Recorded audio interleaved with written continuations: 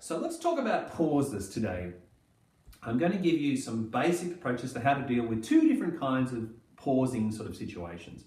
The first kind is where you want to have a definite break in the sound after the pause before you go on. Now, a simple way to think of it is basically we're stopping, we're cutting off the sound, the gap is there, then we resume. So let's break it down into steps. Now, critical in all of this is the use of the plane, because wherever I stop my gesture, the next thing that occurs afterwards is the resumption of the movement from that point. Now, that sounds pretty obvious and pretty straightforward, but actually when people first try this, it doesn't feel obvious or straightforward. For example, if I'm moving through the beats of the bars, just say for example that I stop on the second beat, so 1, 2.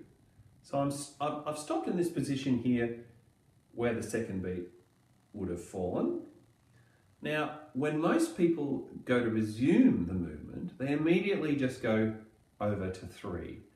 But in actual fact, if you think about it, if I've frozen the movement here, the movement itself would, if I hadn't have frozen it, would have continued that way and then come over and gone to 3. It wouldn't immediately move to 3.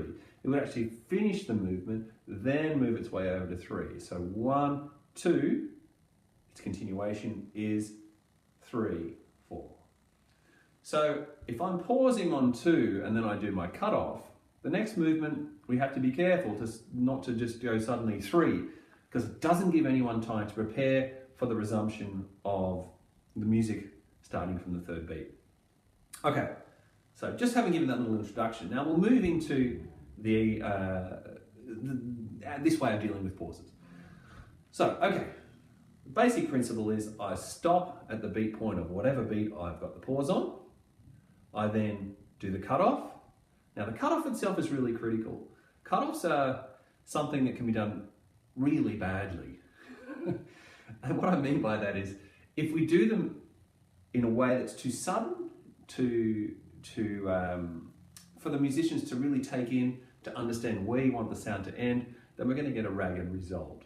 So using tempo in order to do this is actually really helpful. So in other words, if the tempo is moving along at about this speed, say something like that, and then I've stopped and I'm pausing, if I use the entire period of one beat in order to do my cutoff gesture, psychologically, or whatever the right word is, the musicians will understand when the cutoff point is, because I'm not trying to do something that is too sudden, too shocking. I'm already linking in with this internal pulse that they're using.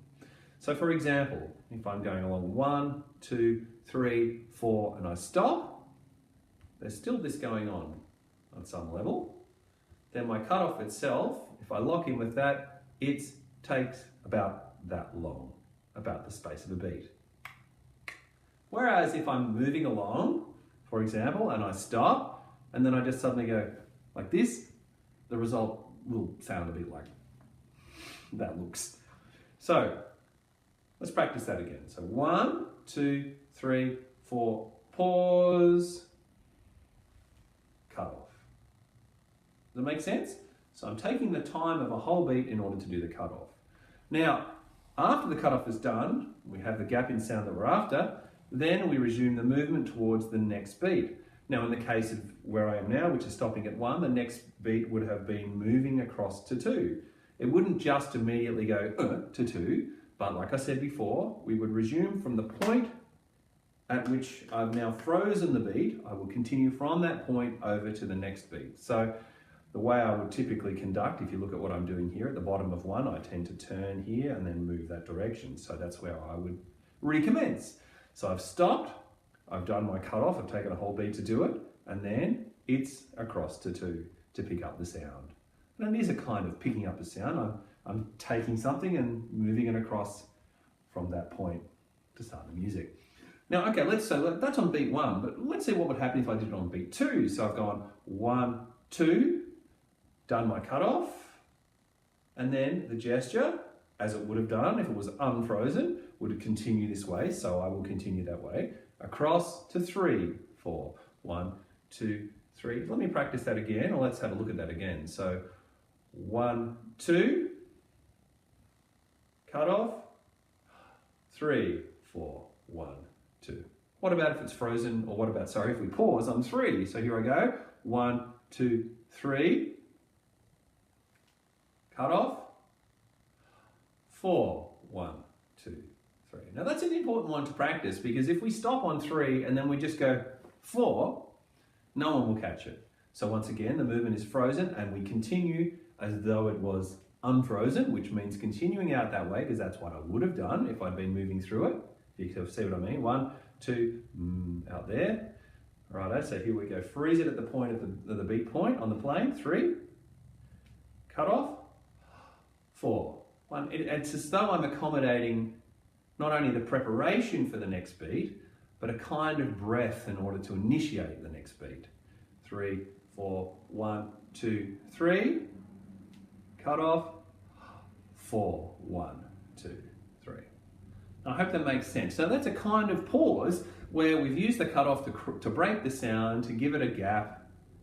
For whatever reason musically we've decided to do that. The other option with pauses is very straightforward.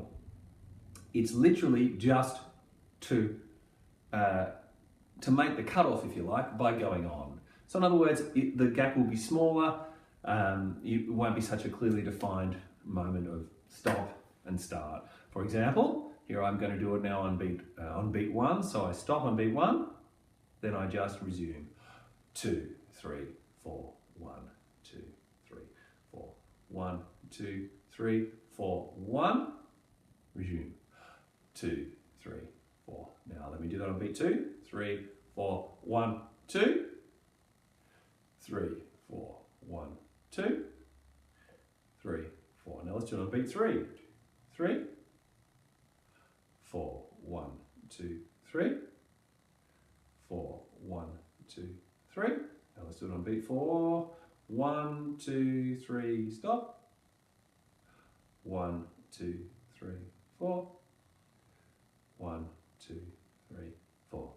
Okay, so there are the two kind of basic approaches to pauses which we're going to talk about today, which is stopping by going on and stopping with a cutoff and then going on.